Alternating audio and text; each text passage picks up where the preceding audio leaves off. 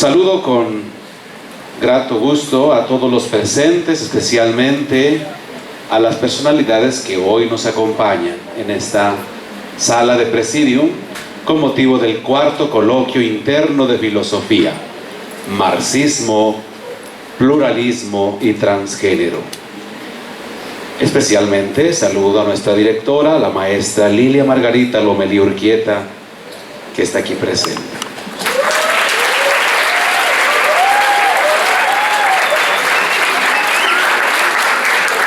Es un gusto tener entre nosotros al doctor Alberto Cuauhtémoc Mayorga Madrigal, que es el jefe del Departamento de Filosofía del Centro Universitario de Ciencias Sociales y Humanidad.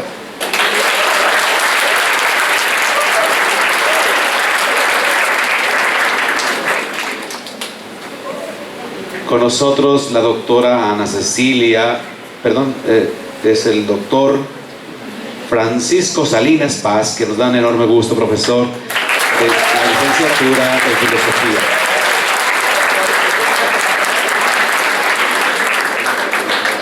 Está con nosotros el maestro Héctor de Jesús Rivas Pérez, que es el jefe del Departamento de Humanidades y Sociedad. Muy conocido.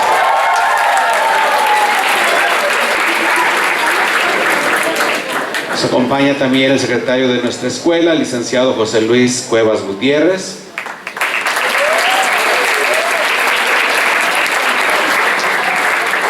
La maestra Karen Isabel Escamilla Galindo, que es la coordinadora académica. El maestro Guillermo Arta Casián, presidente de la Academia de Filosofía y Humanidades.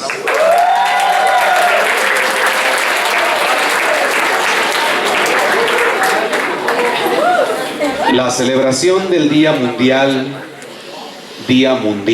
de la Filosofía es una conmemoración que tiene sus inicios en el año 2002, pero es hasta el 2005 cuando fue declarado el tercer jueves de noviembre como fecha de esta festividad.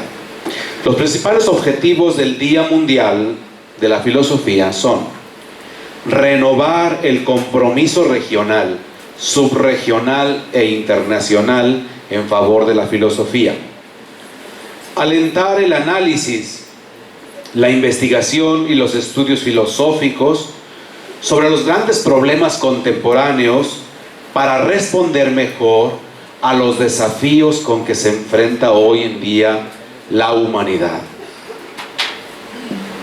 Además, sensibilizar a la opinión pública sobre la importancia de la filosofía y su utilización crítica en las elecciones que plantean a múltiples sociedades los efectos de la mundialización o la incorporación a la modernidad. Hacer también un balance de la situación de la enseñanza de la filosofía en el mundo, insistiendo particularmente en las dificultades para su acceso. Finalmente, subrayar la importancia de la generalización de la enseñanza filosófica para las generaciones futuras. Estos objetivos se logran mediante la promoción de intercambios universitarios y del mundo académico, pero también mediante el acercamiento de la filosofía al público en general, que ha mostrado siempre un vivo interés por esta actividad.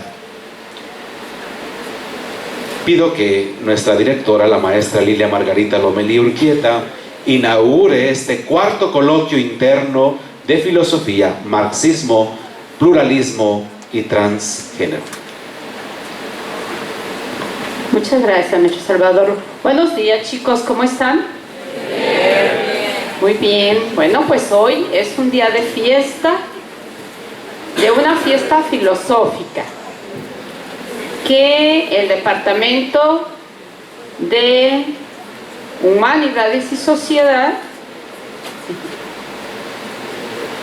creo que se tardó una semana para realizar el festejo del Día de la Filosofía, que debió de haber sido el 15 de noviembre, o sea, el jueves pasado. Sin embargo, no importa el día que decidan hacerlo. Eso a alguien se le ocurrió que el tercer día del tercer jueves del mes de noviembre se festejara, pero realmente eso no es tan relevante. Lo relevante es que se realicen actividades en torno a temas tan importantes como los que escogieron o eligieron ellos para que dos grandes personajes, bueno, eran tres, lástima que una de las ponentes no pudo llegar con nosotros, y hablaran de tres temas como es el pluralismo, el marxismo y el transgénero. Entonces, son temas que yo creo que solo los filósofos pueden hablar de ello.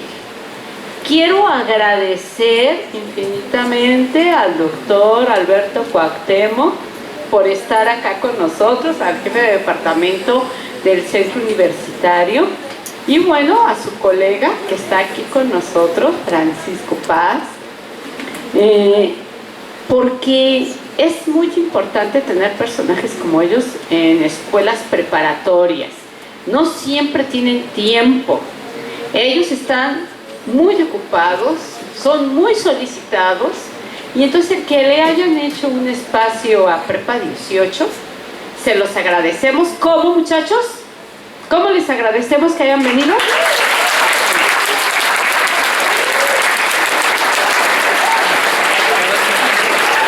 Miren, hace un momento yo les decía a ellos que no son temas fáciles, que todo lo relacionado con la filosofía no es sencillo, pero que tiene mucho fondo y que todos estos temas viven el día al día con nosotros. La filosofía tenemos empapada en nosotros, nada más que no la sabemos separar del yo nosotros. Pero ellos nos pueden ayudar a que nosotros comprendamos un poquito más algunos de los temas que siempre los traemos en la boca y a veces no los sabemos descifrar. Yo los dejo con los doctores que son truchas en estas cosas, y bueno, felicito a Guillermo como presidente de la academia y al jefe de departamento, al maestro Rivas, por hacer este tipo de evento, y les deseo el mejor de los éxitos. Aprovechenlo, muchachos, no siempre tenemos invitados como ellos. Y bueno, no traigo mi reloj, creo que trae la hora de hace 2 años, siendo las 11:33 horas de este día 21 de noviembre, inauguramos este cuarto coloquio de filosofía. Gracias, maestra Lilia, porque ya hizo filosofía con el tiempo, que es lo más maravilloso. No sabemos qué tiempo es. Ahora cedo la voz al maestro Héctor de Jesús Rivas, que es el jefe de este departamento de Humanidades y Sociedad, que va a hablarnos y a moderar las presentaciones. La filosofía es la quinta esencia espiritual de su tiempo. Karl Marx. Con motivo del Día Mundial de la Filosofía, el cual se celebra el tercer jueves del mes de noviembre de cada año, declarado así por la UNESCO, al considerar esta disciplina como un quehacer eminentemente humano e intrínseco a la naturaleza, hoy la Preparatoria 18 de la Universidad de Guadalajara se alegra en conmemorar esta fiesta para las humanidades. Tenemos 2 motivos para compartir con ustedes desde distintas ideas, ya que también este año se celebran los 200 años del nacimiento de Karl Marx, y con ello, unos años más tarde, el nacimiento de una de las corrientes filosóficas que más reflexiones ha producido en la humanidad. Nuestro cuarto coloquio interno de filosofía lleva por título Marxismo, Pluralismo y Transgénero. Hemos elegido estos tópicos sin duda por la celebración del nacimiento de Marx, pero también porque la filosofía marxista es una forma de explicar las relaciones humanas. De aquí el pluralismo como una de las expresiones de las nuevas formas de organización social. Esta fiesta es la fiesta de la filosofía. Se honra con 3 invitados especiales los cuales nos compartirán sus reflexiones en torno a los tópicos de este coloquio. La filosofía nos enseña a reflexionar sobre la misma reflexión humana, a cuestionar continuamente verdades ya establecidas, a verificar hipótesis y a encontrar conclusiones.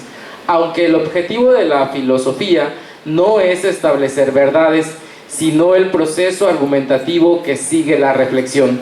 Durante siglos, todas las culturas, en todas las sociedades, la filosofía ha dado a la luz conceptos, ideas y análisis que han sentado las bases del pensamiento crítico, independiente y creativo. La filosofía proporciona las bases conceptuales de los principios y los valores de los que dependen la paz mundial, la democracia, los derechos humanos, la justicia y la igualdad. Además, la filosofía ayuda a consolidar los auténticos fundamentos de la coexistencia pacífica y la tolerancia. La filosofía ha sufrido embates desde las ciencias prácticas. Quizá su idea sea la instrumentalización, apartando al hombre de su esencia y llevándolo a la mecanización de sus actos. Por esto agradezco mucho a la maestra Lilia Margarita Lomelí Urquieta, directora de la escuela, que siempre atiende a nuestras peticiones para hacer eventos de filosofía, al maestro José Luis Cuevas, que no sé dónde se escondió, también su apoyo, y sobre todo a Cuauhtémoc y al doctor Salinas Paz por su presencia aquí con nosotros. Cada uno de los dos ponentes nos compartirán sus reflexiones desde uno de los tópicos que acompañan a este cuarto coloquio, a los cuales agradezco mucho su tiempo, pero sobre todo sus ideas. Chicos, aprovechen que tenemos entre nosotros a los especialistas de estos temas.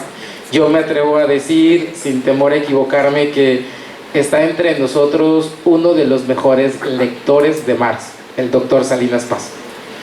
Y también me atrevo a decir que desde la experiencia de profesor y de doctor de Cuauhtémoc, con el pluralismo y sus paradojas, vamos a ayudar a entender muchos problemas desde la modernidad.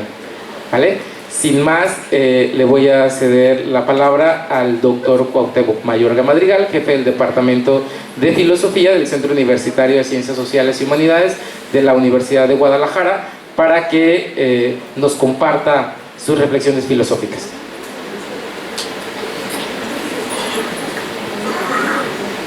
Bueno, me da mucho gusto poder compartir algunas reflexiones con ustedes. Muchas gracias, maestra Lilia, por la invitación, maestro Carlos. Y bueno, yo quisiera empezar haciendo mención precisamente a este día que a propósito del Día Internacional de la Filosofía, que la UNESCO pues decidió llamarlo así. Se dice que es el tercer día a propósito de la muerte de Sócrates, ¿no? Se supone, como aproximadamente, supondrían que sería como el tercer jueves del mes de noviembre, o aproximadamente el mes de noviembre, la muerte de Sócrates. Y esto me da pie para mencionar algo acerca del tema que quiero presentarles, que es precisamente las paradojas del pluralismo. Pluralismo, pues habla, bueno, de manera muy general, yo creo que todos lo entienden, tiene que ver más o menos con una diferencia de creencias con la que convivimos casi todos consideramos algo que es bueno. Por ejemplo, no sé, a alguien le gustarán las lentejas, por ejemplo, y otros a lo mejor realmente las detestan, y eso no puede realmente ser un motivo suficiente como para que las personas entren en conflicto. Entonces la sociedad muchas veces en nuestros valores, en la manera de percibir el mundo, en lo que creemos que es lo que nos hace felices, en lo que creemos que es lo que nos causa algún tipo de placer, en nuestros hábitos intelectuales. Hay quien se interesa a lo mejor mucho por las matemáticas, otros se interesan mucho por la historia, otros se interesan, y eso de alguna manera nos permite convivir. Entonces de alguna manera somos diversos. Y en las sociedades, pues parece ser que, dado que los miembros son diversos, pero de alguna manera buscamos algunas maneras de entendernos, a pesar de esta pluralidad, ya nos vamos acercando, esa pluralidad de creencias. Ahora, si hubiera una creencia única que dijera lo único que podemos comer son lentejas y no podemos servir otra cosa dentro no podríamos convivir con alguien que tiene hábitos diferentes, pues entonces parece ser que eso haría la convivencia muy difícil y no nos permitiría en un momento dado entendernos. Entonces, ante la diversidad de creencias que nosotros tenemos y lo que consideramos que de alguna manera nos hace felices, buscamos de alguna manera algunas estrategias pues para poder convivir, es decir, aceptamos la pluralidad y dentro de la pluralidad buscaríamos algunas alternativas para entendernos. Bueno, como somos tan distintos y entonces resulta difícil ponernos de acuerdo, pues se ha inventado, o desde hace muchos, desde la época de Sócrates, se inventó una cosa que le llamaron la democracia, una forma de gobierno. ¿Y qué creen? Pues la democracia fue la que llevó a Sócrates precisamente a la muerte. Y aquí a lo mejor surge una de las primeras interrogantes que ya Sócrates se planteaba, ¿no? Porque de alguna manera nosotros asociamos la democracia, o tenemos la idea, la democracia como la mejor forma de gobierno, respetar que cada quien piense de diferente manera como una buena forma de convivir, y Platón, bueno, en sus diálogos, de alguna manera denuncia a la democracia, o el reconocimiento incluso de la pluralidad, si es que existe alguna relación directa, como aquello que llevó a que lo condenaran a muerte. Bueno, quisiera iniciar o continuar con una historia también de otro griego, Heródoto, que nos cuenta la historia del rey Darío, que era un rey pues viajero, y que en alguna ocasión tuvo un encuentro con un pueblo que le llamaban los Calasios, y en ese encuentro que tiene con este pueblo de los Calasios, una de las cosas que le llamaron fuertemente la atención, pues era que ellos, dentro de sus rituales funerarios, lo que hacían era, pues una vez que había muerto el familiar, pues lo destazaban y se lo comían. Y todos dijeron, qué horror, ¿verdad? Incluso yo vi alguna expresión, es qué horror hacer esto, ¿no? Y entonces, él cuando regresa a Grecia, les comenta a sus ciudadanos, o algún grupo de amigos, les comenta esa costumbre tan extraña que tenían los Calasios de comer precisamente a sus familiares. Y entonces pues les platica y dicen, pues sí, qué horror, qué cosa tan espantosa que hagan eso con los cadáveres. Y entonces entran los Calasios y les dice, ¿y ustedes los griegos qué hacen? Dice, nosotros los incineramos. Y entonces los Calasios dicen, qué horror.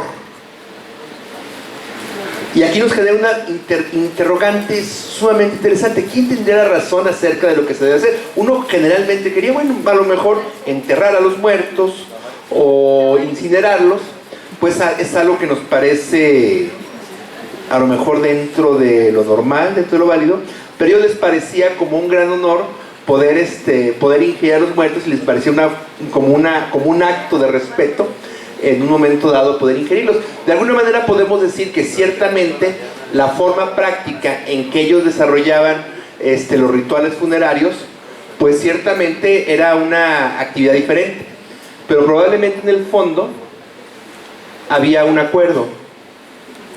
En lo que probablemente ambos estaban de acuerdo era en el respeto que deberían tener hacia las personas que habían muerto.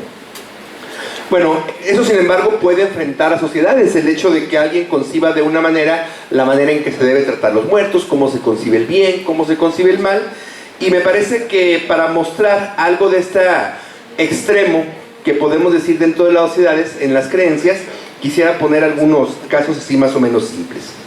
Por ejemplo, existen algunos grupos de personas, ya yendo a la actualidad y tratar de reflexionar este asunto de la pluralidad en los tiempos contemporáneos, no sé, una persona adulta que dice, bueno, cuando llega el asunto de la vacuna de la influenza, y dice, no, yo no me quiero vacunar porque me han dicho que la vacuna de la influenza a final de cuentas me causa un mal mayor, y entonces digo, yo no me vacuno. ¿Les parece que habría que respetar o habría que obligar a esa persona a que se vacunara? Habría que respetarla, ¿no?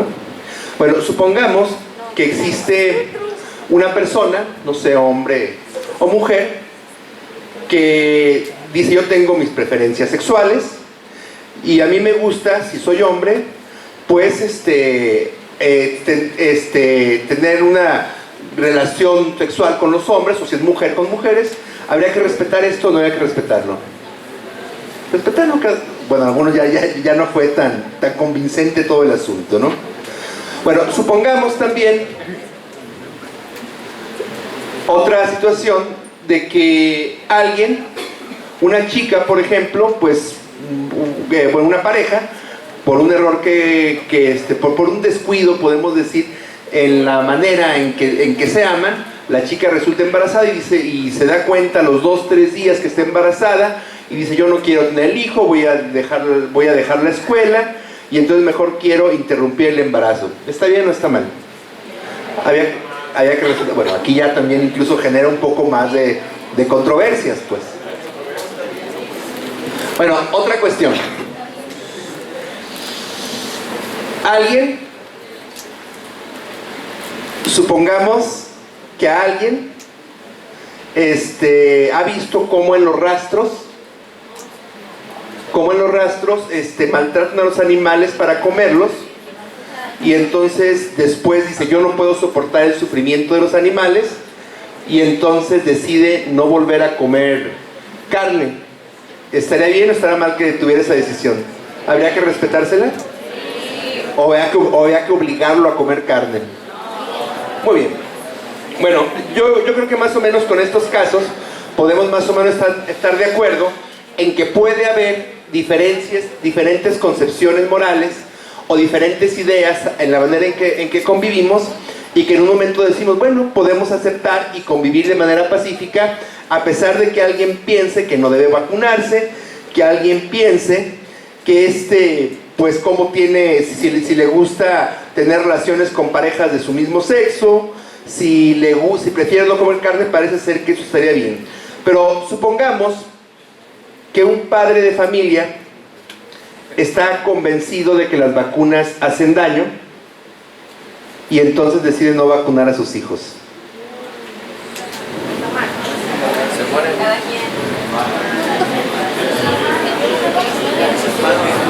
Bueno, a ver, supongamos, bueno, vamos a un siguiente caso, porque hace rato habíamos aceptado más o menos que decíamos, bueno, si cada quien decide sobre las vacunas, pues está bien, dado que los padres son los responsables del cuidado de sus hijos y ellos lo hacen. Digo, no creo que el que no vacuna a sus hijos lo haga porque no lo quiera, sino porque de alguna manera, si él ha creído que las vacunas hacen daño, pues lo mismo podría pensar que puede ocurrir para sus hijos precisamente porque los quiere, ¿no? Bueno, supongamos otro caso. Entonces, habíamos aceptado que las preferencias sexuales tienen que respetarse, ¿verdad? Muy bien, supongamos que hay un señor o un grupo de personas que dicen, a nosotros nos encanta el asunto de tener relaciones con los niños. ¿También tenemos que respetarlo?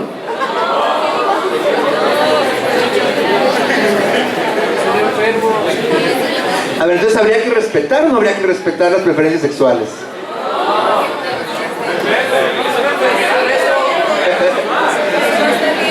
A ver, entonces, si son enfermos, entonces habría que castigarlos porque son enfermos. Bueno, a ver, vamos a otro caso. Hace rato, y esto no causó en un momento dado tantos acuerdos, podemos decir entre todos, cuando hablábamos de la interrupción del embarazo. Decíamos, a lo mejor hay una persona, por ejemplo, que puede estar en peligro su vida. Dice, una mujer que está en peligro su vida, dice, bueno, a mí me gustaría interrumpir el embarazo y legalmente esto es posible. Y muchos dicen, bueno, vamos aceptándolo porque puede estar en riesgo precisamente su vida. Pero supongamos que una persona, una mujer, supongamos que está embarazada, tiene 7 meses de embarazo, y supongamos que después de hacerle el electro, se dan cuenta que su hijo tiene síndrome Down. Y entonces dice, yo no quiero tener un hijo al que tenga que dedicarle la atención en mi vida. Entonces quiero interrumpir mi embarazo cuando tenía 7 meses. ¿Sería correcto o no?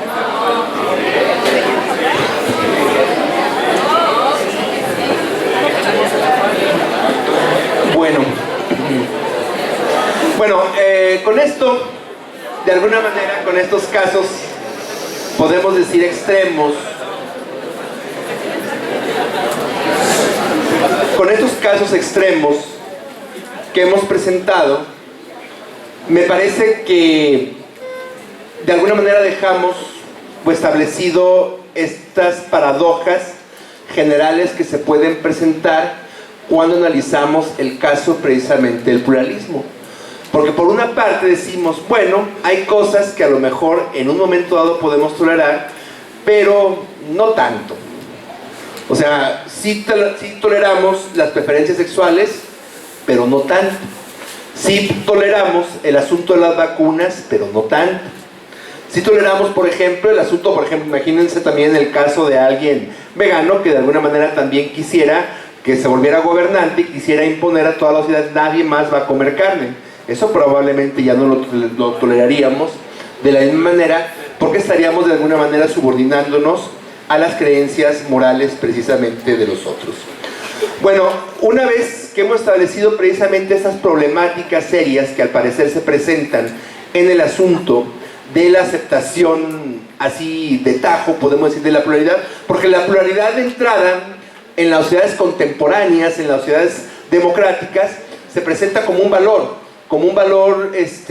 muy apreciable, porque de alguna manera lo ligamos con la democracia, y la democracia pues parece ser que se dice es la mejor forma de gobierno, se asocia con la tolerancia, el aceptar que cada quien piense diferente, se asocia con la autonomía o la libertad, se asocia también con la laicidad, el permitir que cada quien pueda tener las creencias religiosas que mejor le parezcan conveniente, se asocia también la pluralidad o respetar la pluralidad, se asocia con el respeto que podemos, a pesar de que tengamos ideas distintas, y en general parece ser que sería un valor, también podemos decir, en el ámbito político y que tiene que ver también con la convivencia.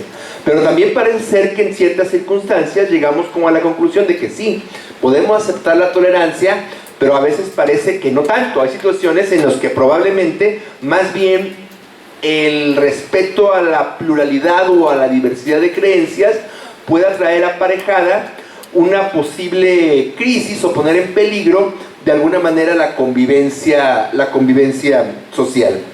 Bueno, una definición muy sencilla de la pluralidad podemos definirla como la creencia de que no existe una perspectiva verdadera, completa y unificada que en un momento dado puedan compartir todos los ciudadanos. Y dado que no existe como esa creencia o esa alternativa, pues si queremos de alguna manera convivir, tendríamos que buscar las alternativas para solucionarlos. Miren, quería comentarles lo siguiente. Me parece que de alguna manera podemos nosotros aceptar que los seres humanos tenemos diferentes maneras de convivir o de pensar de alguna manera qué es lo que nos hace felices o cómo alcanzar la felicidad o cuáles son nuestras convicciones morales fuertes. Así somos todos, o sea, todos somos diferentes, el que está uno junto al otro, todos tenemos diferencias, incluso entre hermanos, entre gente muy cercanas, tenemos diferencias de creencias. Entonces, de alguna manera podemos decir que el Estado o los gobiernos tendrían que reconocer esa diversidad como para poder en un momento dado integrarnos sin que se generaran tensiones y que a final de cuentas todos pudiéramos convivir. Sin embargo, pues surgen, podemos decir, este tipo de situaciones. Es decir, podemos aceptar las creencias y las acciones de los otros, pero siempre y cuando, les llegamos a poner un cierto límite cuando llegan a situaciones que a lo mejor consideramos que llegan a afectar la convivencia. Entonces, un primer dilema, una primera paradoja que podemos plantearnos es hasta dónde o cuál sería el límite en que podíamos aceptar dentro de la pluralidad. ¿O tendríamos que aceptar una pluralidad sin límites? No se piensa en esta primera idea. ¿Tendríamos que aceptar una pluralidad sin límites? ¿O realmente podemos establecer determinados límites en lo que se presenta, pues en lo que se hace?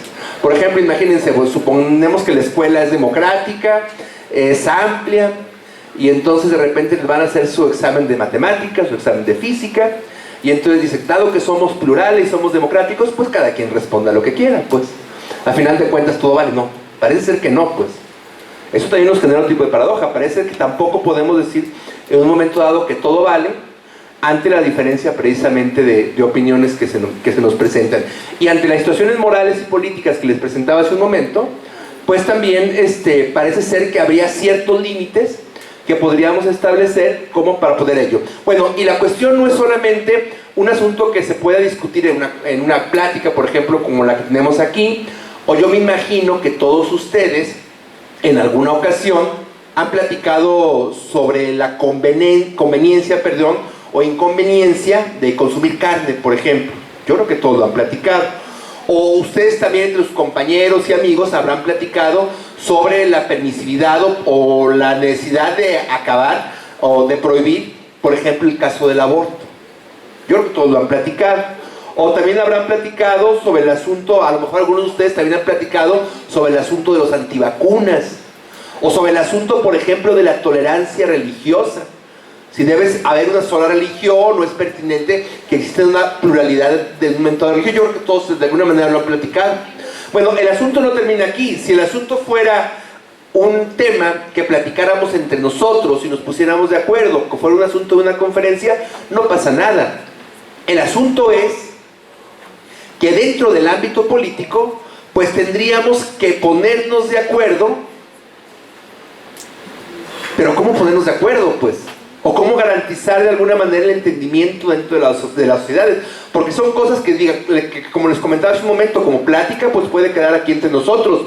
Pero cuando se tienen que tomar decisiones y actuar de alguna manera, podemos decir a través de una acción que se va a tomar dentro de un hospital para interrumpir el embarazo, o una decisión que se va a tomar para poder establecer una legislación, pues se tienen que buscar de alguna manera alternativas que sean justificables para poder en un momento dado actuar.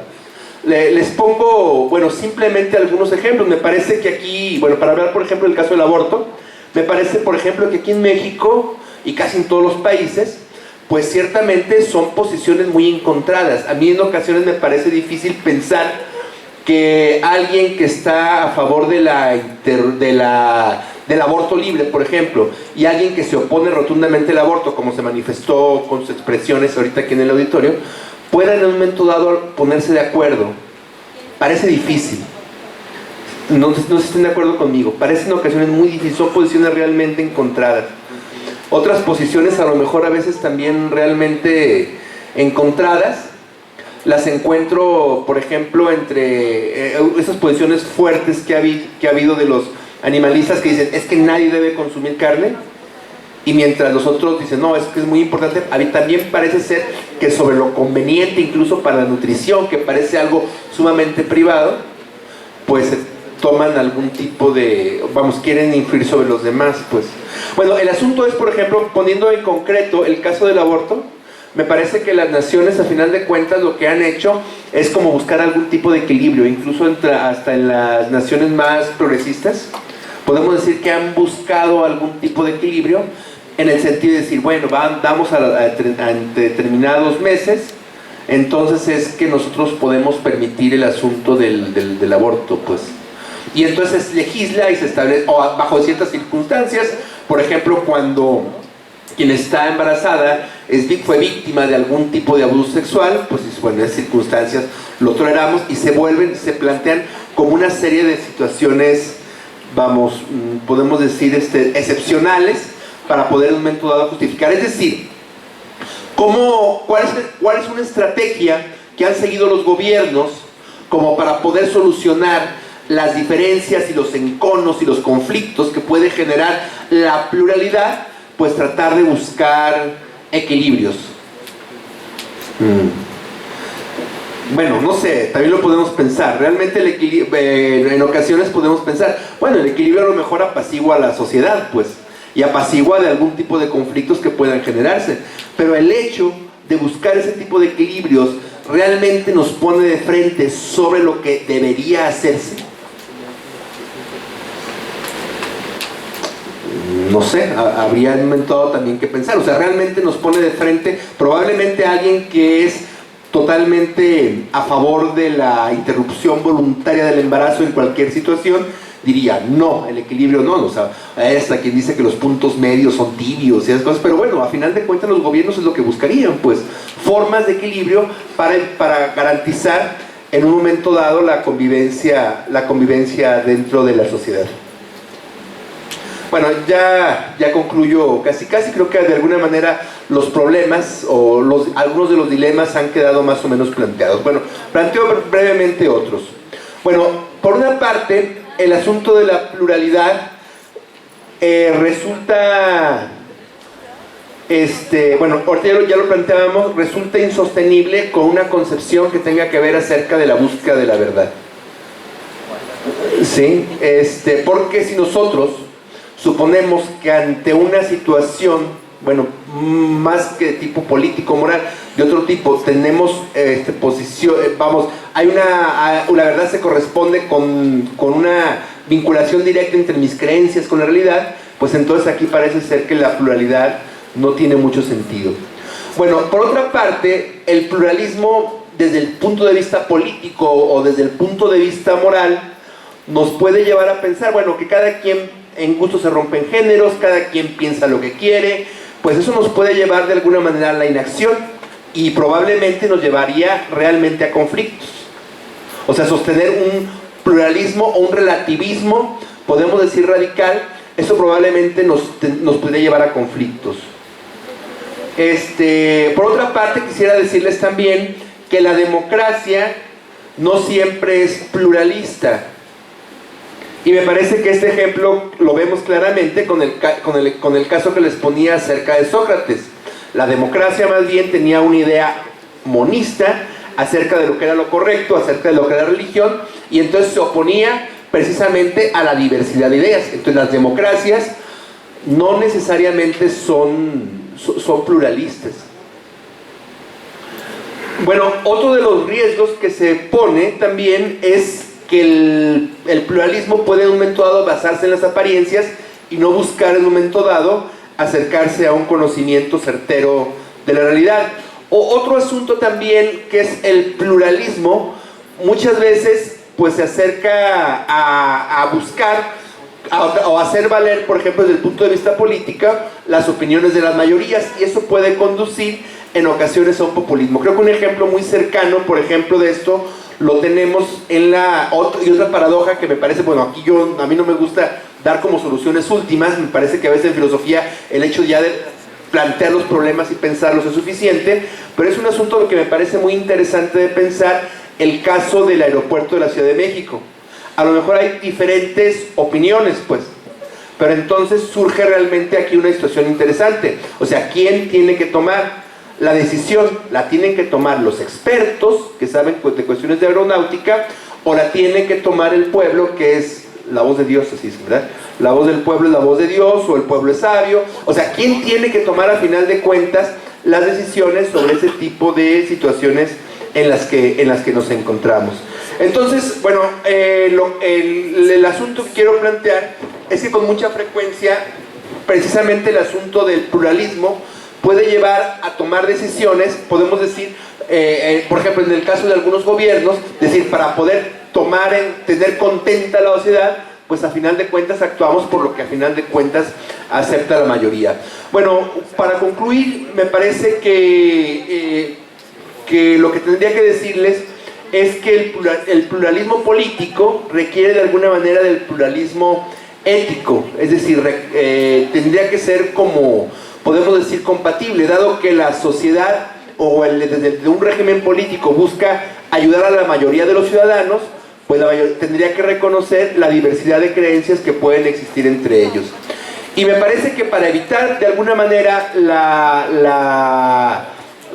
pues este tipo de conflictos, pues no es que cada quien tenga su idea y sus valores, sino de alguna manera uno de los aspectos fundamentales tiene que ver con la racionalidad. Es decir, en situaciones en las que nos encontramos ideas diversas y que tenemos que alcanzar acuerdos para tomar decisiones, me parece que lo más pertinente es el diálogo, y el diálogo racional, porque por ejemplo si alguien dice, yo acepto que, por ejemplo el caso que decíamos, que si una persona que está embarazada y tiene 8 meses de embarazo y se da cuenta que tiene un niño con síndrome Down, por ejemplo, y quiere interrumpir el embarazo, bueno, probablemente sería una situación que podría discutirse claramente, y me parece que aunque no pudiéramos probablemente encontrar verdades últimas en el ámbito de las cuestiones morales, me parece que habrá unas situaciones que son preferibles a otras, y esas las encontramos a través precisamente de un diálogo racional y de un entendimiento, que es una de las acciones que privilegia la actividad filosófica. Bueno, pues muchas gracias por su atención.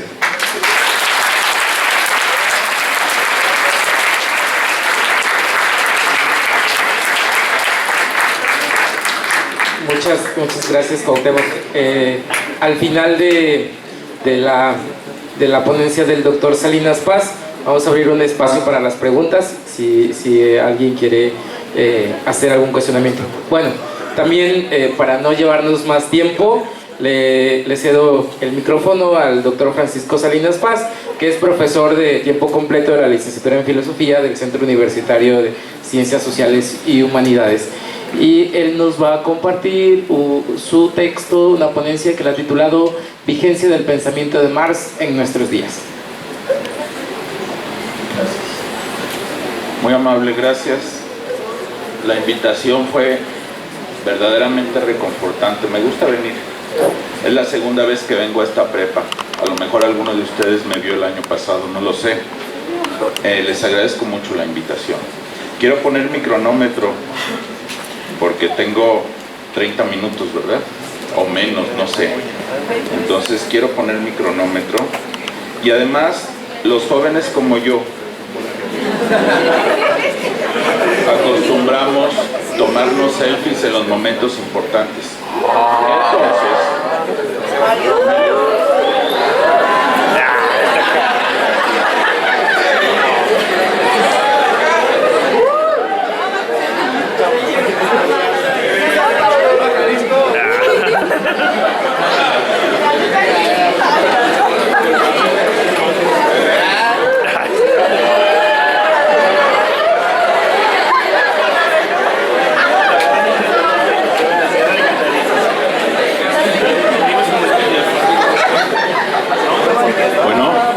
gracias. Y además voy a hacer anuncios, además de filosofía. El próximo domingo en la Feria del Libro voy a presentar 2 libros que escribí a las 4 de la tarde. Si quieren ir, ahí nos vamos a ver. Va a haber una presentación del libro nada más. Bueno, pero además va a estar toda la Feria del Libro. Entonces, quiero que piensen en una circunstancia. La circunstancia social en la que estamos. Voy a darles algunos datos duros de esta circunstancia. En México hay 200 familias que son dueñas del 50% del Producto Interno Bruto. Es decir, 200 familias, menos de 5,000 personas, son dueñas de la mitad de lo que produce este país. Y nosotros no estamos en ese grupo. Definitivamente no. Además, existe un grupo de 5,000 políticos que toman decisiones al más alto nivel en las políticas públicas. Hay una fuerte concentración de la riqueza y fuerte concentración del poder en este país. ¿Cómo puedo entender eso? ¿Cómo me lo puedo explicar? Yo no soy parte de ese grupo de privilegio político, tampoco soy parte del grupo de privilegio económico. Yo, Francisco, me enfrento a este mundo para darle sentido a mi existencia en este mundo, y con qué herramientas me voy a explicar mi propia presencia en esta circunstancia. Es decir, soy pobre porque soy menso, soy pobre porque pues unos nacen pobres y otros nacen ricos, y ya con eso voy a explicármela, y me la voy a pasar toda mi vida esforzándome para escalar en el nivel jerárquico político y en el nivel jerárquico económico, para tener una mejor situación económica, política y social. Si voy a hacer eso, entonces voy a hacer un esfuerzo individual por sobrevivir. Pensar de ese modo es no utilizar herramientas que un señor que se llamaba Marx puso a nuestra disposición hace 200 años. Bueno, él nació hace 200 años, pero no nació escribiendo, menos de 200 años. ¿Quién era Marx? ¿Qué escribió y cómo influye? El tiempo, necesito ver mi tiempo. Ahí está, ya lo tengo a la vista. La siguiente, por favor. Él nació 5 de mayo del 18, el 5 de mayo de este año se cumplieron 200 años. Nació en una pequeña ciudad de Treveris, ahí está el mapa de Alemania, en la parte suroccidental de Alemania, y dentro de ese estado que se llamaba Renania-Palatinado, se llama todavía así, hay una pequeña ciudad en la parte más suroccidental que se llama Treveris, que fue donde nació. Su casa actualmente es un museo. La siguiente, por favor. Él estudió Derecho y en 1841 se recibió de doctor en filosofía. Su tesis de doctorado fue sobre Epicuro. Y tuvo dos influencias principales. Uno se llamaba Hegel, probablemente han oído hablar de ese filósofo. Es creador de un método en filosofía que se llama dialéctica. Y el otro, Feuerbach, el que está en la foto en la parte inferior. Feuerbach era alumno de Hegel y era líder del grupo donde estaba estudiando Marx a Hegel. Marx nunca conoció físicamente a Hegel, pero estudió la lógica dialéctica de Hegel y la usó para hacer sus escritos. Ahora, él estudió leyes. Estudiando leyes, voy a traer su argumentación a nuestra circunstancia actual. La propiedad privada, jurídicamente, es un hecho. Vamos a poner un ejemplo, un icono, una figura. El señor Slim es dueño, voy a poner una cantidad, de 60,000 millones de dólares. Digamos que esa es su propiedad privada. El derecho parte de la existencia de la propiedad privada, pero no explica el proceso histórico de constitución de la propiedad privada. Marx estudió Derecho y una vez que reconoció que existe la propiedad privada, por una serie de problemas en los que él participó y de fenómenos históricos que a lo mejor por cuestión de tiempo no voy a poder explicar, pero él dijo, esta propiedad privada tiene un proceso de constitución, que es un proceso histórico y social. En términos técnicos a eso se le llama la acumulación. El proceso de constitución se centra en dos elementos. Uno se llama despojo y otro se llama apropiación. Es decir, alguien que tiene 60,000 millones de dólares no es porque él los trabajó, sino es porque jurídicamente se justifica la propiedad de ese dinero en un proceso social en el que esa persona, junto con una organización política y social, participó despojando de su trabajo a otros y apropiándose de ese trabajo convertido en dinero. Marx escribe un libro que se llama El Capital, 1867 se publica, y en ese libro él explica una teoría del valor que da cuenta de los procesos de despojo y apropiación que suceden dentro de la sociedad, que hace que alguien aparezca como dueño de miles de millones de dólares y yo con mi cuenta de banco con 200 pesos. Conocer la teoría del valor y conocer a Marx significa conocer con qué herramientas o con qué lenguaje puedo explicarme el mundo y darme cuenta que no soy pobre por tonto, ni soy excluido por tonto, ni por mala suerte, sino que hay un proceso social que está constantemente produciendo grupos exclusivos de riqueza y poder y amplios grupos de pobres. Y yo soy uno de esos miembros. Es decir, para explicarme mi propia circunstancia, yo puedo recurrir a lenguajes, a teorías que den cuenta de que este es un fenómeno social. Y si este es un fenómeno social, entonces no se resuelve de manera individual. De manera individual solamente se incrementa. ¿Se acuerdan? Al principio dije, me reconozco pobre, poco poderoso, y entonces quiero escalar en el nivel de riqueza y poder, y me la voy a pasar toda mi vida trabajando por eso. Y probablemente no llegue a lo que deseo, a mi sueño. Me la pase todo el tiempo luchando en eso. Resolver los problemas sociales con medios individuales solamente incrementa los problemas sociales. Y les voy a poner un ejemplo de una gran filósofa peruana que se llama Laura de América. ¿La conocen a Laura de América? ¿La vieron en la tele? Tenía un programa de filosofía, Laura de América. En ese programa, el que lo vio recordará o tendrá estas figuras. Llevaba al escenario a una mujer, por ejemplo, maltratada por un hombre. Y entonces ya la entrevistaba y ella relataba cómo la golpeaban, cómo la maltrataban, y luego pasaba el ¿qué? Que pase. Y entonces ya pasaba en calidad de desgraciado y de perro, ¿va? Y entonces ya, a ver, ¿por qué? Lo regañaban. Y luego que se salga el desgraciado. Y entonces ya se quedaba la mujer, y a la mujer le resolvían el problema en términos individuales. Le traían un carrito sandwichero. Mira, ya no te preocupes, ya no te va a mantener este hombre ahora, un carrito sandwichero. Y luego le ponían un abogado. ¿Qué pasa el abogado? A ver, este abogado te va a divorciar. Ahora que pase el psicólogo. Con este psicólogo vas a tener asesorías y te resolvimos el problema. Aplausos, adiós y nos vemos en la próxima emisión. Y se acaba el programa de filosofía, ¿verdad?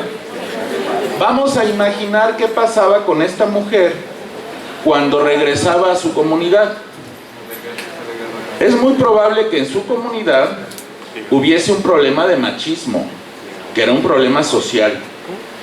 Y el machismo tiene entre muchas de sus expresiones el hecho de que los hombres abusan o usan sexualmente a las mujeres solamente para satisfacerse, o abusan o usan económicamente de las mujeres para tener una fuente de ingreso.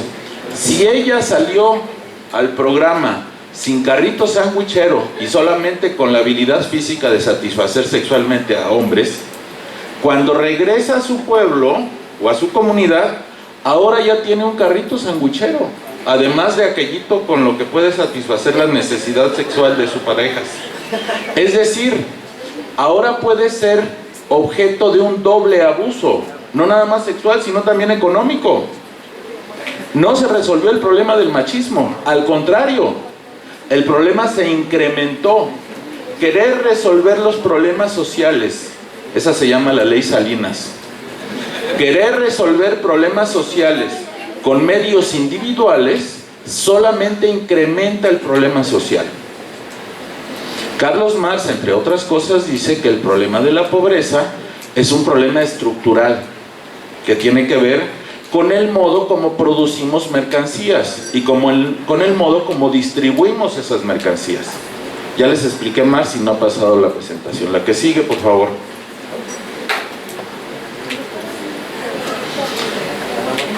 Una famosa foto con su pareja y con su gran amigo, tan gran amigo, pero tan gran amigo, que les voy a platicar un chisme de Patti Chapoy.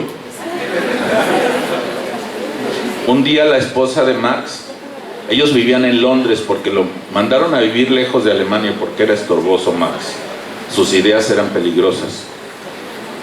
Y su esposa se fue a visitar a sus padres a Alemania y él se quedó solo con la sirvienta. Marx solo, la sirvienta solo. Jenny Westfalia allá en Colonia, Alemania. Ajá, eso que dijo usted. Pasó lo que tenía que pasar. ¿Sí? Y Mary Burns se llamaba la mujer, tuvo un hijo. ¿Y quién creen que lo registró? Eran chompis, verdaderamente chompis. Se llamaba Federico el niño, igual que su amigo Federico. Y fíjense las paradojas, todos somos complejos, somos un arcoíris. Marx era de muchas piezas, no de una sola. Lo paradójico del destino es que ese hijo acabó siendo obrero. Y Marx tanto que luchó por los obreros y para que los obreros se unieran, etc. La que sigue, por favor, chisme. Ya pasé el chisme. Su libro El Capital, 1867. Ahí publica su teoría del valor. leer la teoría del valor de Marx, que sigue siendo válida y actual para interpretar el mundo, a propósito de que no hay verdades absolutas, puedo interpretar mi condición de pobre y de excluido, de subalterno, desde el lenguaje de Marx. Pero eso no le conviene a las 200 familias que poseen el 50% del Producto Interno Bruto. Porque el que los pobres, nosotros, el que los no poderosos conozcamos este lenguaje, nos permite entendernos a nosotros mismos distinto. Y les voy a poner un ejemplo.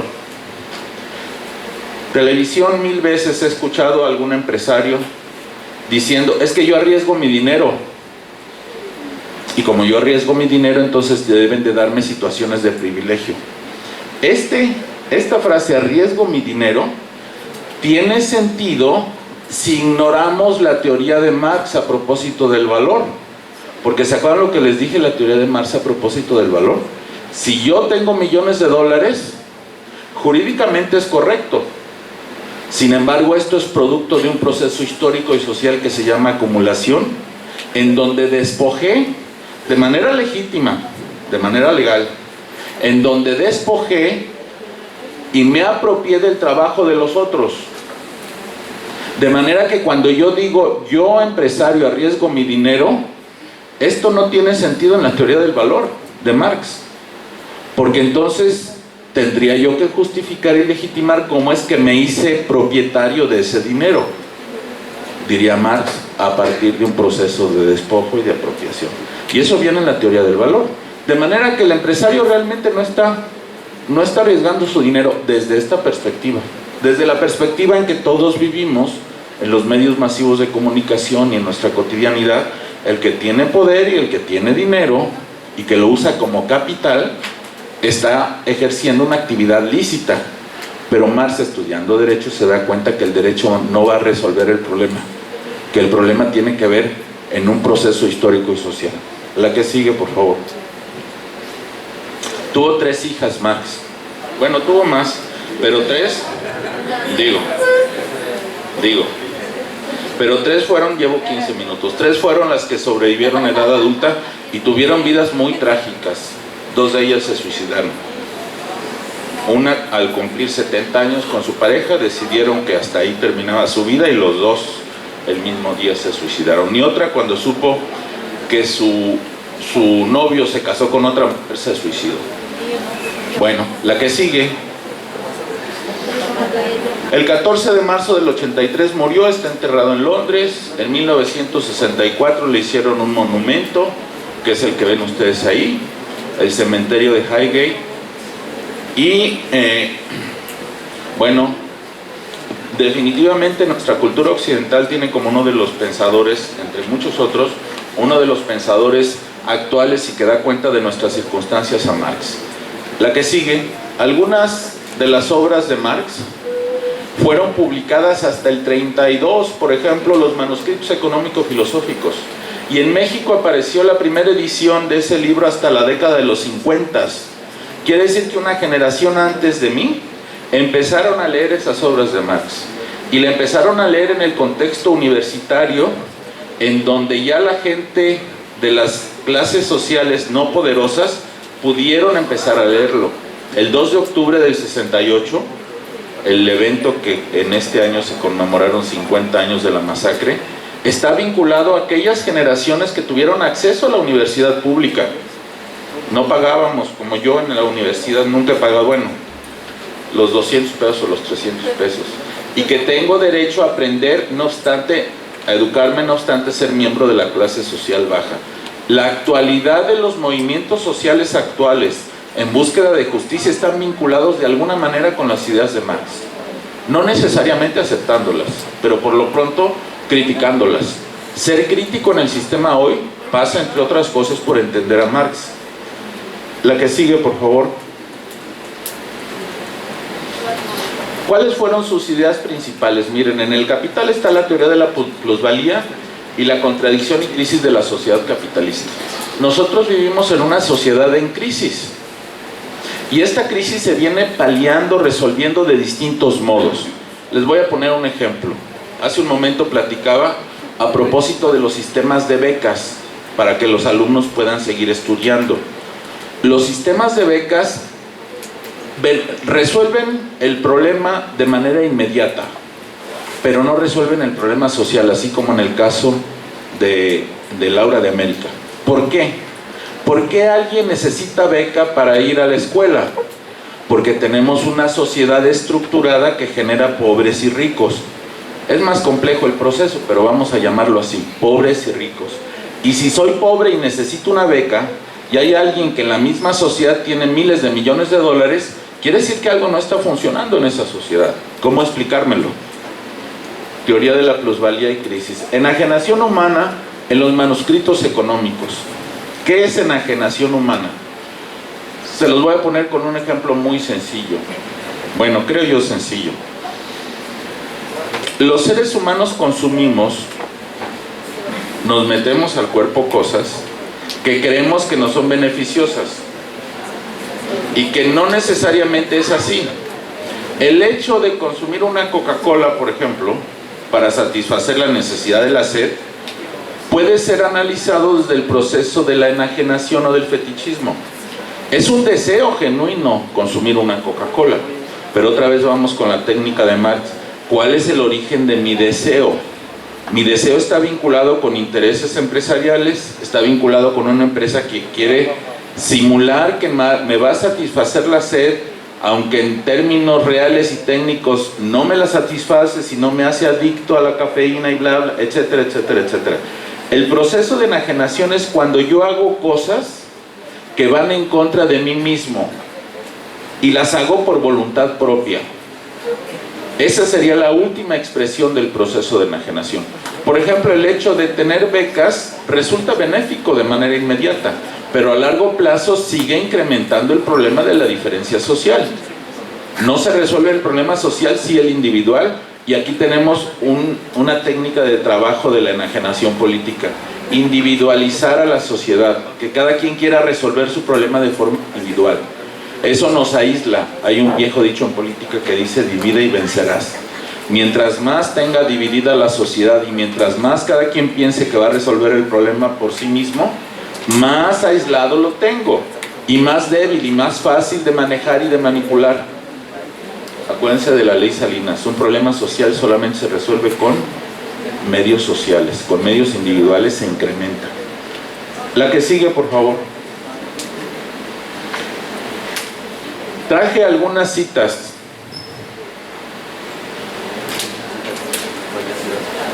Estas citas reflejan mucho de lo que planteaba el doctor Cuauhtémoc hace un momento a propósito del pluralismo.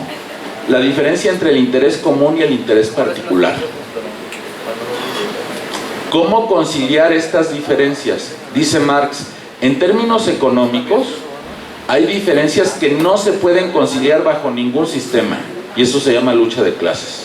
Mis intereses económicos son diferentes que los intereses económicos de aquel grupo, y eso llevó a otros marxistas a considerar algo que se llamó la dictadura del proletariado, que es aniquilar a mi enemigo y entonces con los que considero que no son mis enemigos construir una nueva sociedad, la Unión Soviética.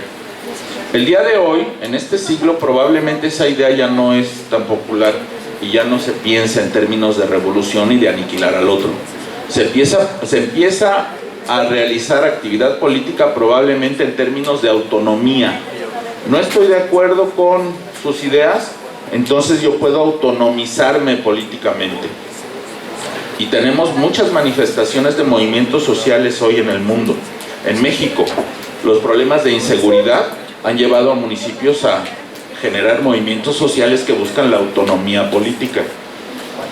La que sigue, por favor. No, la anterior, esa.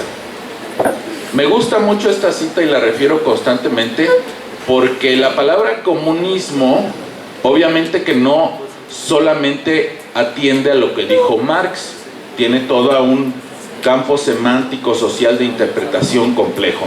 Pero ¿qué dijo Marx acerca del comunismo? En un libro que escribió con Engels, que se llama La ideología del libro, dijo, lo voy a leer: para nosotros el comunismo no es un estado que debe implantarse, un ideal al que ha de sujetarse la realidad.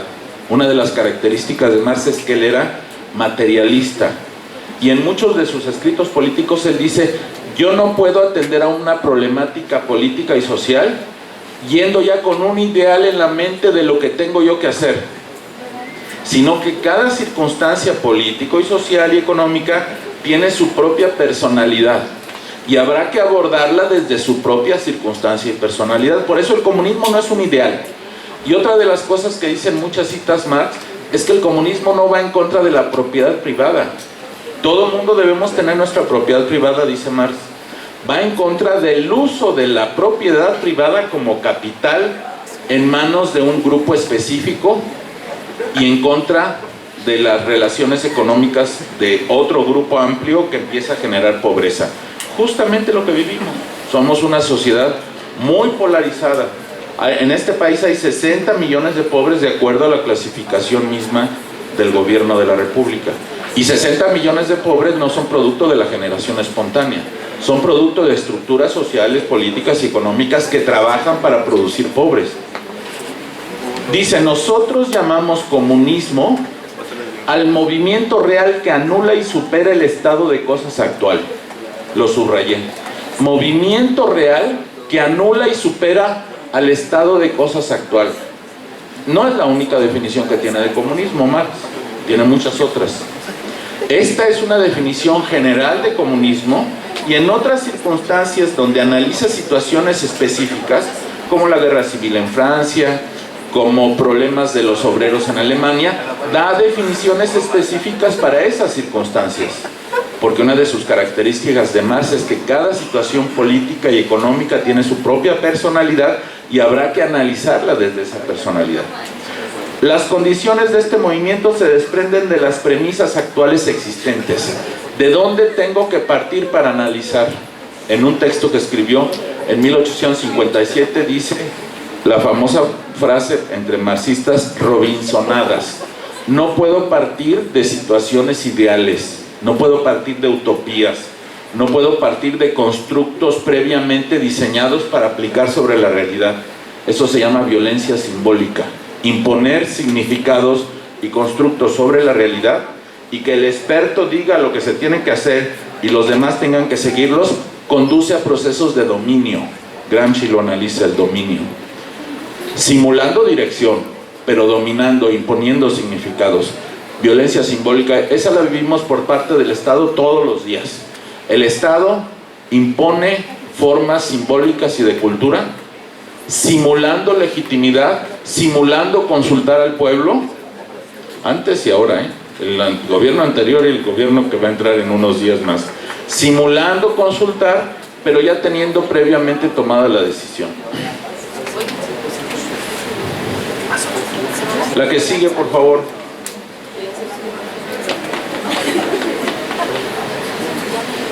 El rasgo distintivo en la ideología alemana dice: el rasgo distintivo del comunismo no es la abolición de la propiedad en general, sino la abolición de la propiedad burguesa, lo que les decía hace un momento. Marx nunca dice que el comunismo signifique quítenle a todos sus propiedades y todos vamos a tener propiedades comunes. Vamos a atacar la propiedad capitalista, la propiedad de aquel que, producto del despojo y de la apropiación, la instituye jurídicamente como propiedad privada y empieza a usarla en su beneficio y reproduciendo esquemas de privilegio para él y su familia y su grupo y esquemas de exclusión para las personas que no estamos en ese grupo. Quiero cerrar con un dato. Me quedan 3 minutos, 2 minutos. De 1945 a hoy han muerto en el mundo 700 millones de personas por hambre. Sí, es una locura. De 1600 a hoy han muerto en el mundo menos de 50 millones de personas por guerra. Es decir, el hambre, la exclusión social, la pobreza, es más asesina y aniquila más que cualquier guerra. Sé que no es competencia ni partido de fútbol a ver quién va a ganar esto que estoy planteando. Sin embargo, nos preocupan mucho los problemas de guerra y nos preocupan poco en los medios sociales los problemas de estructuración económica. 700 millones de personas del fin de la Segunda Guerra Mundial al día de hoy. Y todos tenemos esa amenaza. Yo vivo sitiado mentalmente de que me van a correr de mi trabajo y que me voy a morir de hambre. Creo que no me van a correr, pero bueno, no, ¿verdad? Ahorita estoy con el jefe. Acá. El jefe del departamento de filosofía donde trabajo. Creo yo, traigo más diapositivas. Podemos irnos a la que sigue más. Ahí. 6 aspectos en los que considero que Marx sigue siendo actual. Número 1, activismo político. Todo aquel que sea activo políticamente tiene una postura respecto a Marx, ya sea de crítica, de rechazo o de aceptación. Número 2, la recurrencia de las crisis económicas. ¿Cómo explicarnos que el capitalismo constantemente está generando crisis y estas crisis van drenando y van excluyendo a gente? 700 millones de gente que muere vinculado al fenómeno del hambre de la Segunda Guerra Mundial para cada cuenta de ello. 3, ganancias desmedidas y monopolios. Lo que les he venido platicando, gran concentración de la riqueza y poder en pequeños grupos y amplias capas de la población convertidas en pobres, desposeídos, subalternos, nosotros. La globalización y la inequidad. El trabajo que se hace en el Salto Jalisco paga impuestos en Palo Alto, California. Y cuando tú vas a California y ves pavimentado el piso como mesa de billar, estamos viendo el proceso de despojo y de apropiación de lo que sucede aquí en el Salto Jalisco. México es un país altamente productivo. Datos del señor Peña Nieto, del año 2000 al 2015, México ha pagado por concepto de intereses y amortización de la deuda internacional 800,000 millones de dólares. Del 2000 al 2015. Tenemos un sistema global que genera flujos financieros a los centros financieros mundiales. Somos altamente productivos. ¿Han oído la palabra? No puedo decir la palabra huevón, ¿verdad? No puedo decirla, no. Bueno, no me permitan decirla. No, todavía no la digo. No somos eso. Somos muy productivos y muy trabajadores. Pero nosotros, por los medios masivos de comunicación, nos interpretamos como flojos. Gran parte de nuestro trabajo está pavimentando otras calles, está haciendo mobiliario urbano en otras ciudades, por el sistema de globalización absolutamente inequitativo en el que vivimos. El peor problema es la amenaza a la vida misma. Marx tiene un concepto de naturaleza, no quiero entrar en muchos detalles por tiempo y por dificultad, pero Marx considera que el hombre es parte de la naturaleza. Luego entonces no puedo apropiarme de la naturaleza y destruirla, porque si me apropio y la destruyo, ¿qué creen que va a pasar? Me destruyo a mí mismo. Hay toda una tesis de Marx a propósito de la naturaleza en su libro de Epicuro, en la crítica al programa de Gotha, en su relación con Engels, un libro que escribió él sobre el anti-Düring, y el día de hoy me parece esa parte muy actual. Su concepción de la naturaleza dice que la producción de la vida solamente sucede en el marco de la naturaleza. Reproducir la vida y dignificarla solamente ahí. No puedo apropiarme de la naturaleza ni destruirla porque me destruyo a mí mismo. Tendré que estudiar un poco más eso y escribir algo, y dentro de 2 años venir a invitarlos a la presentación de mi libro en la Feria del Libro el próximo domingo a las 4 de la tarde. Ahí nos vemos, muchachos.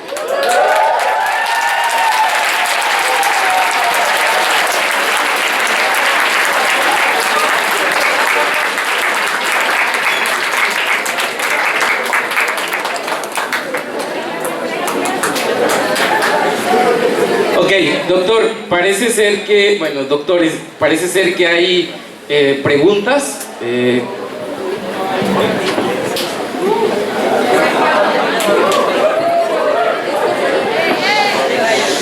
Marx era de la clase alta social alemana. Si nunca trabajó, ¿por qué nos expresó su teoría?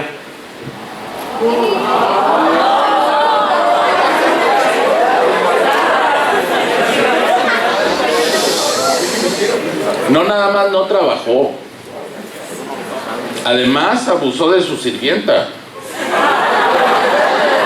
Oye, probablemente su sirvienta estuvo de acuerdo, no lo sé. No ha sacado Pati Chapoy el video al respecto. Además, él se creía de la clase alta. Sí. Con sus hijas hacía representaciones de obras de Shakespeare y quería que vistieran muy bien, etcétera, etcétera. Esto no habla más que de la complejidad de la vida. No ha existido un solo ser humano que sea de una sola pieza, que sea absolutamente íntegro, como para establecer como criterio que solamente tengo que hablar de las personas que son absolutamente íntegras.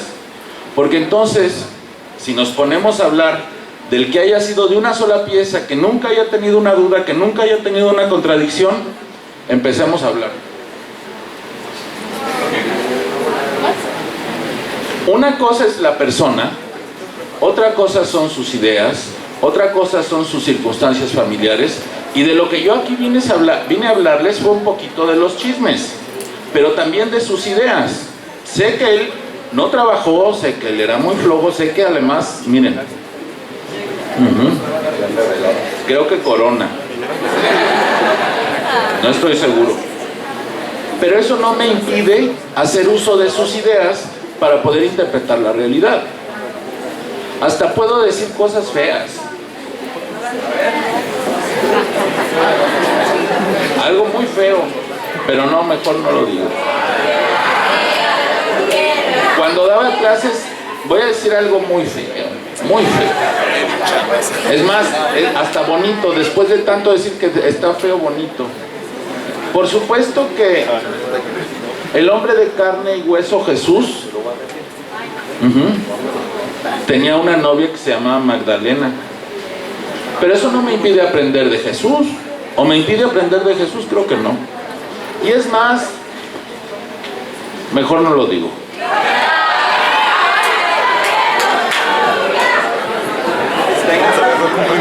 ¿Y otra pregunta? Para el doctor. A ver, le escucho, compañero. Si su teoría del comunismo era tan buena, ¿por qué un país ahorita actualmente no funciona con ese sistema, sino que todos son capitalistas? Igual que la caravana de hondureños, está yendo a un país que es totalmente capitalista, que es Estados Unidos, y no va a Venezuela, que es su sistema es un poco comunista, se podría decir. Mira.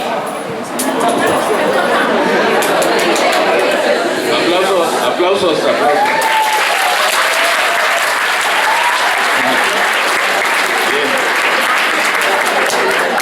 Miren, Carlos Marx nunca tuvo clases en la universidad, nunca pudo ser maestro en la universidad. Carlos Marx participó en muchos movimientos políticos y sociales y nunca ganó. Eso no invalida que sus ideas me permitan a mí comprender la condición de pobreza en la que estamos ahora. El hecho de que él le llame comunismo a esa definición que dimos, el hecho de que haya existido un país como la Unión Soviética que se decía comunista, el hecho de que algunos medios de comunicación digan que Venezuela es comunista, eso no hace a estos tres elementos lo mismo. Una de las características de todo concepto es que son polisémicos. No hay un solo concepto que tenga un solo significado. Si tú vas al diccionario y buscas la letra A, te va a dar 5 significados de la letra A. No se diga de comunismo. En calidad de teoría comunista, en calidad de teoría del valor, Marx me puede dar elementos, y no como si fuera un sello, ¿verdad? Me puede dar elementos para comprender mi circunstancia. A mí, francamente, lo que pasó en Venezuela, lo que pasa en la Unión Soviética, lo que pasa en cualquier parte del mundo me es tan cercano y tan lejano como cualquier cosa. Lo más importante es mi circunstancia, mi contexto. Para eso puedo usar a Marx. Pero si yo uso a Marx para pensar en Venezuela, que lo más al sur que he llegado es a Tezistán. Si a mí me sirve Marx para pensar en la Unión Soviética, que lo más al este que he llegado es Veracruz. Y cuando era niño, porque me llevó mi familia, ya ni me acuerdo. Si yo lo uso para eso, estoy descentrándome de mi problema principal. Mi problema principal no es Veracruz, perdón, no es Venezuela, ni Veracruz tampoco, ni Venezuela, ni la Unión Soviética. Mi problema principal se llama aquí, esta circunstancia en la que estoy. ¿Para qué voy a usar yo a Jesucristo, a Marx, a Sócrates o a cualquiera? Para esta circunstancia, para mi contexto específico. Ahora, si yo por esa razón, porque en la Unión Soviética, vinculo a Unión Soviética con Marx y Venezuela y pobrecitos, y allá no son guadalupanos, y allá no le van a las Chivas ni a las Atlas, no, entonces no quiero a Marx. La filosofía te enseña a ser un poco más estricto en la reflexión. Recuerden, todas las palabras son polisémicas, no tienen un solo sentido, y cada uno vamos hablando de sentidos distintos. Todas las oraciones son profundamente ambiguas, todas, absolutamente. Un señor que se llamaba Nietzsche dice que el lenguaje solamente sirve para decir hola, aquí estoy, y ya, no más. Y toda esa idea de universalidad y esencialidad con la que nacen algunos discursos filosóficos, desde la perspectiva de Nietzsche queda desechada. Cambio y fuera. ¿Hay alguien que quiera hacer otra pregunta?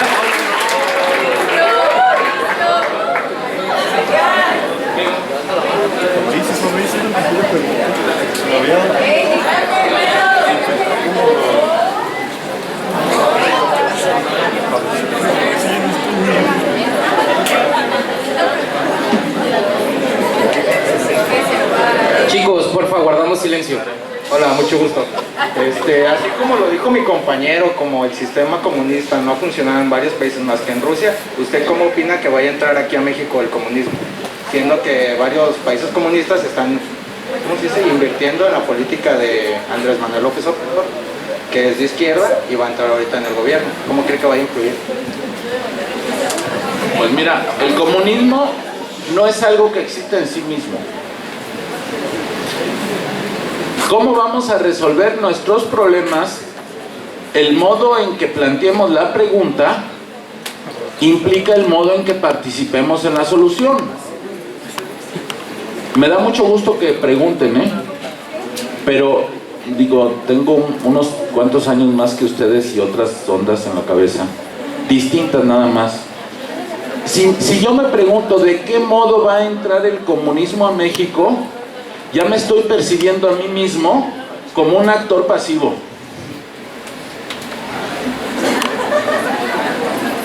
No te cuestiono a ti, joven. Me da mucho gusto que preguntes y te felicito por tu pregunta. Pero el modo como yo pregunte acerca de las cosas ya supone cómo voy a participar en ellas.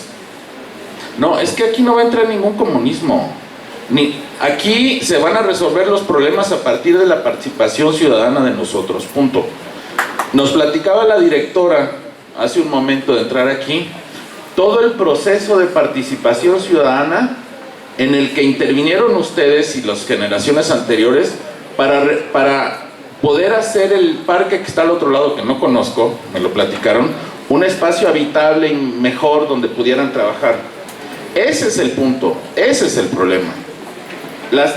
Decía en la cita que puse de Marx, el comunismo no es un ideal que hay que implantarse. Y yo les dije varias veces, cada situación política y económica tiene su propia personalidad. Abordémosla así. No pensemos en términos pasivos, ¿cómo va a resolverse? No, ¿cómo voy yo a participar en el proceso de resolución? Probablemente yo, la generación anterior a ustedes, he sido pasivo y he pensado en esas ideas. ¿Cómo se irá a resolver esto? Pues a ver qué pasa. Y ya entonces estoy asumiendo mi nula participación en el proceso. Las nuevas generaciones que sí sirven, o sea, ustedes, espero que tengan un proceso, no tiene que ser una orden, un proceso de mayor participación. Había un programa de radio que decía, el hombre es el arquitecto de su propio destino, Chimel, y ustedes no saben ni de lo que estoy hablando, a lo mejor sí. Bueno, toma las riendas de cómo va a suceder. El comunismo va a ser lo que tú quieras, pero no de manera individual, sino en comunidad. Construir comunidad y construir tejidos sociales. Ese será el comunismo.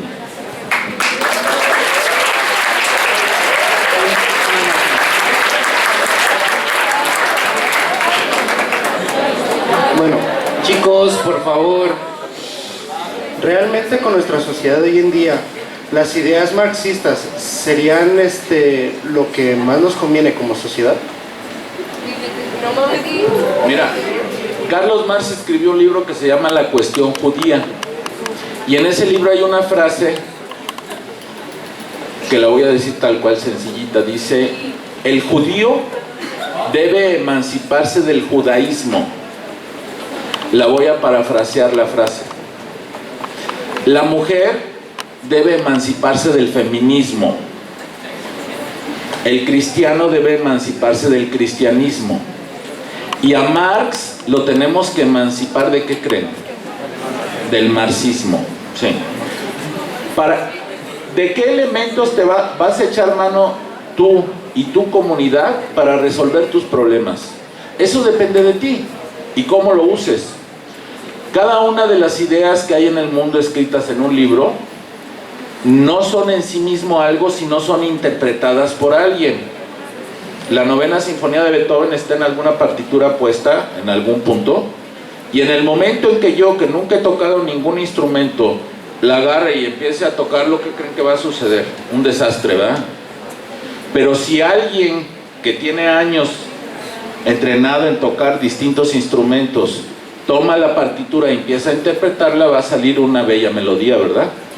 A lo mismo con Marx, con Jesucristo, con Sócrates, con el pluralismo, con el feminismo. No permitas que una idea te someta. El feminismo, todo ismo, el feminismo, el marxismo, el cristianismo, todo ismo fue construido antes de que tú nacieras. Tú necesitas apropiártelo y darle su propia expresión. Puedes usar el marxismo o puedes usar el liberalismo, pero emancípate del marxismo y del liberalismo.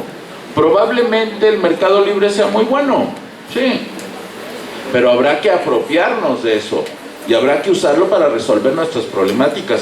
Si yo agarro la novena sinfonía de Beethoven y me pongo a tocar, pues va a salir un desastre.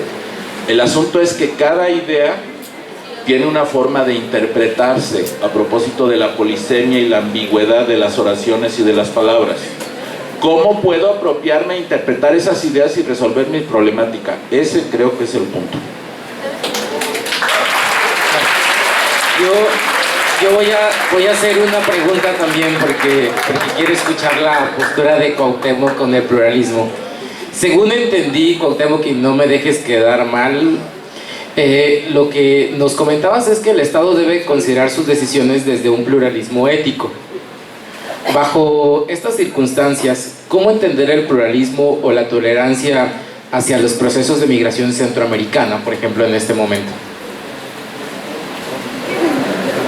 Bueno, es un problema realmente complejo, porque me parece que esto ha polarizado a la sociedad, el asunto del paso de los migrantes, ¿no? Creo que todos han percibido precisamente que hay quienes les parece intolerable que haya migrantes de otros países aquí en México, y hay otros que más bien sienten que es un deber moral en un momento dado brindarles algún tipo de ayuda. Aquí nos encontramos precisamente una sociedad plural, o posiciones morales distintas.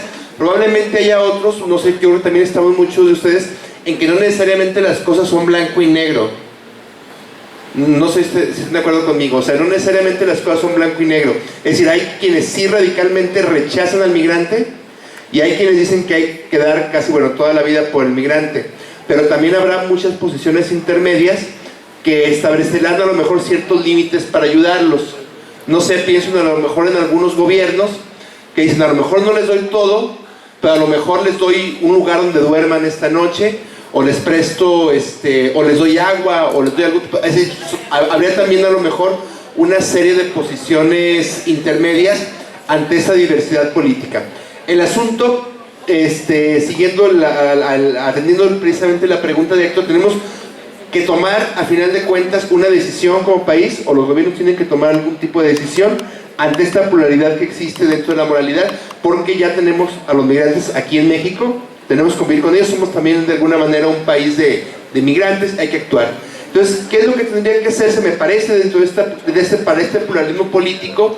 conocer las diferentes opiniones y abrir precisamente el diálogo, porque no puede tomarse de alguna manera una posición extrema, donde pudiera en un momento dado involucrarse a los mismos migrantes, involucrarse las diferentes voces, y a final de cuentas, bueno, me parece que es una de las apuestas que hace la filosofía, a través del diálogo racional, buscar o pensar de manera conjunta cuál es la acción precisamente que debería tomar. Es decir, el pluralismo político, integrar la satisfacción de ideas diversas implica considerar pues el pluralismo ético, la diversidad en la que nos encontramos.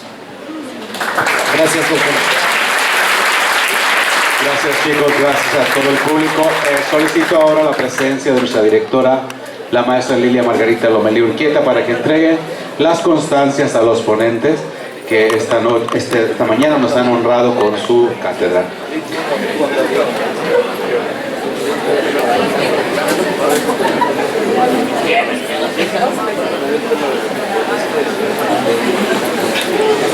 Oigan, chicos, pues felicidades por su participación.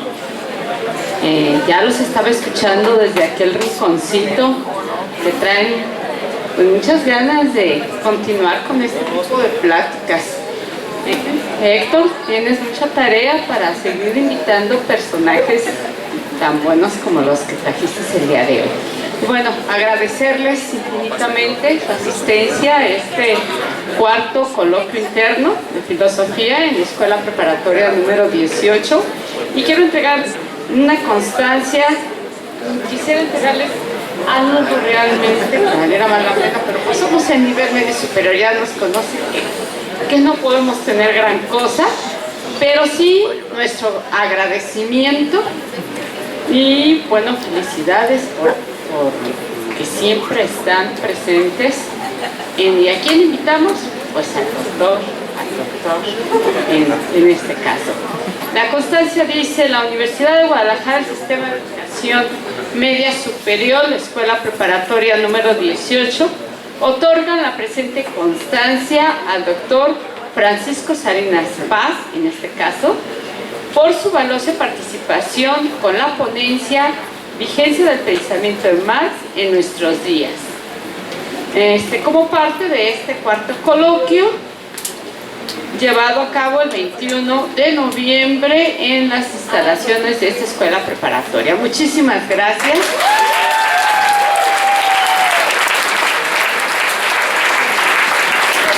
De igual manera, bueno, al doctor Alberto Cuauhtémoc Mayorga Madrigal, felicidades y gracias a su departamento. Y bueno, a nuestros otros profes ya no les damos porque ellos ya tienen al maestro Rivas y al maestro Gutiérrez. Entonces, muchas felicidades y muchas gracias. Agradezco a los doctores, a la directora, la maestra Lilia, al departamento, a todos ustedes por su atención y por su gesta que han dado el día de hoy.